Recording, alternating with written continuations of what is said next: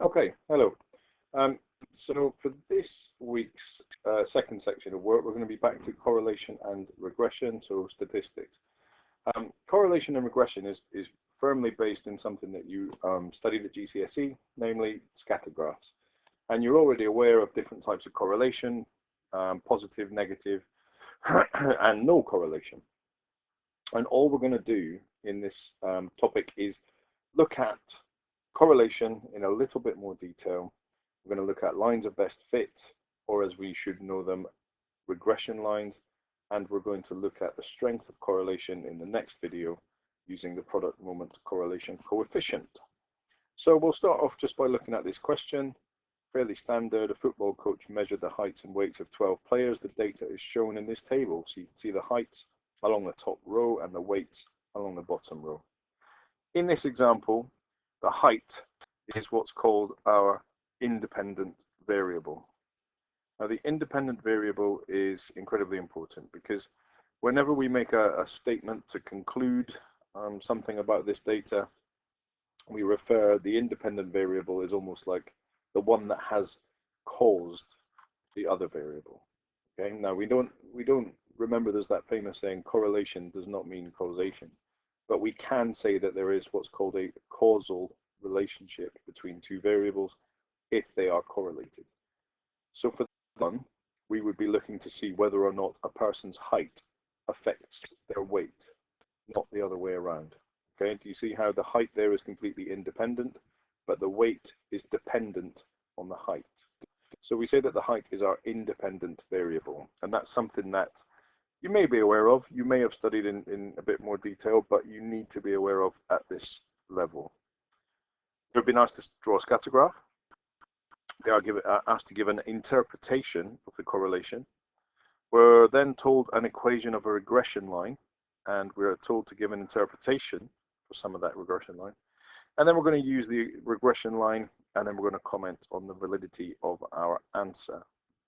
So let's press ahead then. If we look at the scatter graph for this, you'll see just there, okay, you can see the data points there. I've got my height axis along the horizontal axis, and I've got the weight axis, which is my vertical axis. The independent variable always goes along the horizontal axis, and the dependent variable goes on the vertical axis.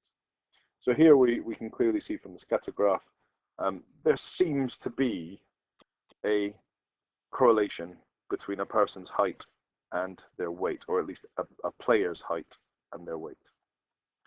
And so there it is. That's it. That's the scatter graph. You can see it's got a positive correlation. Okay, and by positive correlation, I mean that the dots are increasing as we go from left to right. So as a person's height increases, their weight seems to increase as well. So that's our scatter graph. Brilliant. Give an interpretation. It's just exactly as I said. We could say the taller the player,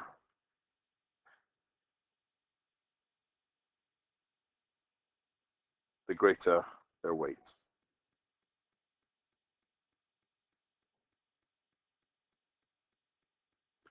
Now that is an interpretation. All right, you'll be asked, I should say, for two different things. You could be asked for an interpretation. You could be asked for a comment. A comment would be, there seems to be positive correlation. And an interpretation is putting that positive correlation into the context of the question. So the taller the player, the greater their weight.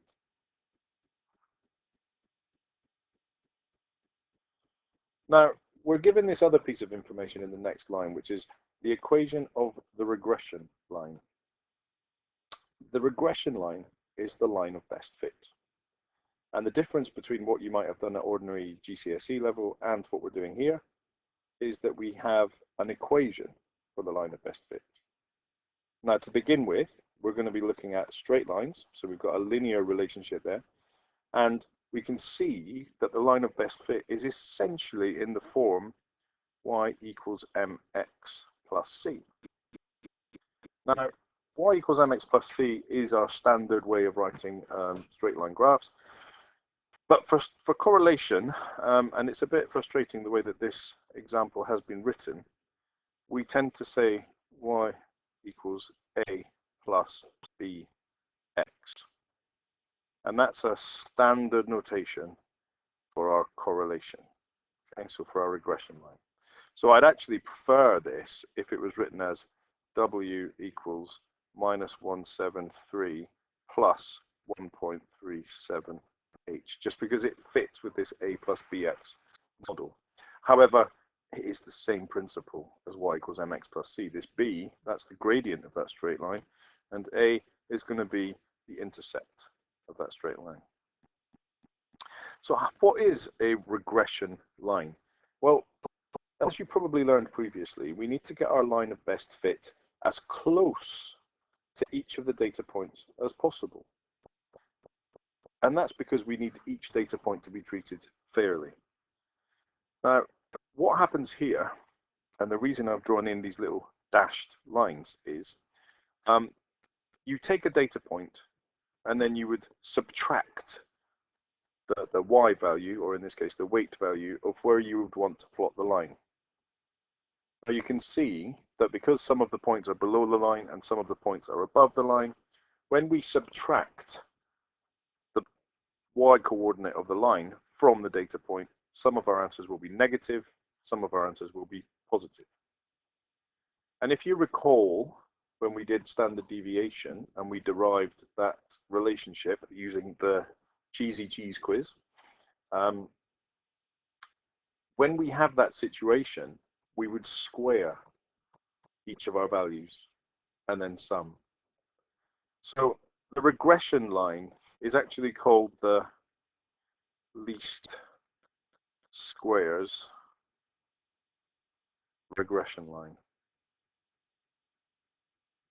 And what that means is the line is placed where the squared distance away from the data point has been minimized. Okay, and that's how this is generated. Now you don't need to, for the purposes of this A-level course, you don't need to be able to derive the equation of a regression line. You just have to understand that it is the line of best fit, and you need to be able to use it. So we're being asked to give an interpretation of the gradient of this regression line. So our regression line here, our gradient is 1.37. So if we make a quick note of that, we can see that the gradient is 1.37. Now, what's the gradient's job? The gradient's job is, it's almost like if you think back to our Cartesian axes.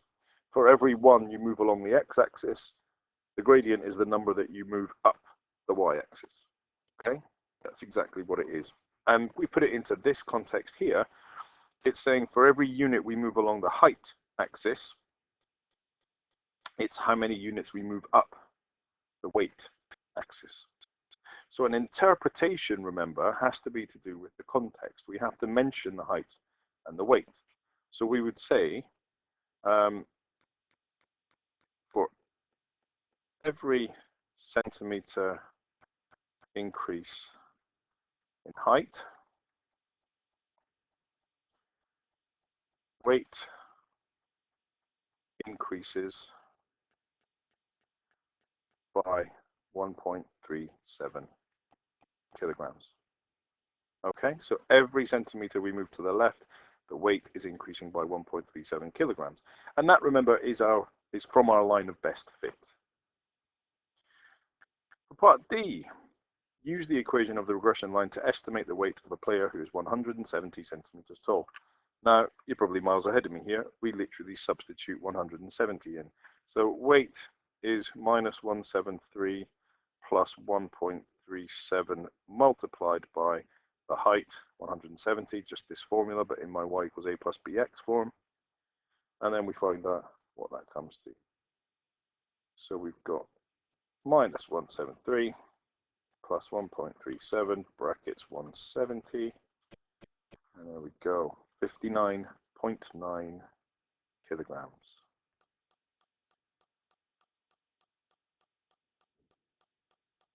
So, part E. comment on the reliability of your estimate in part D, giving a reason for your answer. There is a reason for this question, and it's testing whether or not you understand the difference between extrapolation and interpolation. Now, interpolation here doesn't mean estimate the median or anything like that. Okay, interpolation is a technique whereby you're working within a set of data, and so here, when we're looking at the height of 170 centimeters, 170 centimeters is here, and that is within our set of data, because the lowest value that we have here is where the height is 169, and the highest value is where the height is 194. Okay, and 170 is within this range of data, and so we can say that the value is reliable. Okay, so we'll say value is reliable as 170 centimeters is in the range of data. Now, if we'd chosen a value of height, say 163 or 197 or something like that, we would comment that it might not be reliable. Okay, it's not definitely unreliable, but it might not be reliable because it's out with the data that we've been given. And therefore, the line of best fit may be affected, because if we added another data point in at 197, we would have to use the squared distance from the line of best fit, and that may just slightly adjust where the line of best fit is, which may affect its equation, which would indeed affect our calculation for the weight. And that would be extrapolation, and extrapolation should be treated with caution. But with this case, it's reliable. Now, that's the basics, okay? That's scattergraphs. What I'm going to do is I'm going to get you to do this question. So grab yourself a piece of paper, write down all of your answers, answer the question fully. It's almost identical, and the answer will be revealed to you in a matter of seconds. So you need to pause the video while you do the question.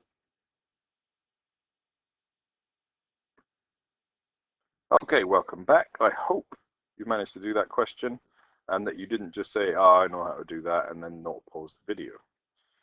The answer to that question is right here. So we've got the scatter graph, we've got some conclusions, and the regression line should be used to predict. So it's all good. I hope that question went well for you.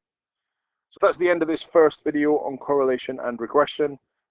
Tune into the second one, where we will have a look at testing how strong the correlation between two sets of data actually is.